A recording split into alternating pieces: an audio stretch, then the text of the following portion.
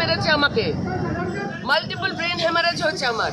আমি ভুলিনি পুলিশের মার যারা খেয়েছে তারা কেউ বলেনি, কিন্তু আমি আশা করেছিলাম যে মমতা বন্দ্যোপাধ্যায় যখন বলেছিলেন যে হ্যাঁ আমি পুলিশের মার খেয়েছি, এবং উনি বলেছিলেন যে বদলা নেব না, আমরা বদল চাই। কই কই আপনার স্লোগান? বদলা নয় বদল চাই, কই আপনার স্লোগান? আপনি নিজেই আজকে বদলা নিচ্ছেন, কেন বদলা নিচ্ছেন? নির্লজ্জ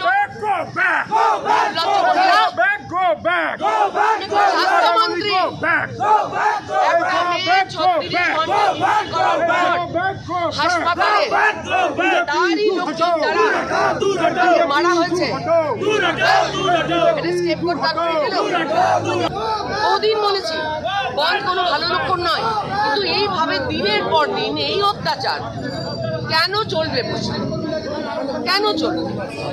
আমরা কোনো এনজিও নই, আমরা একটা রাজনৈতিক বিরোধী, সবচেয়ে বড় ক্ষমতাবান বিরোধী রাজনৈতিক দল এ রাজ্যে।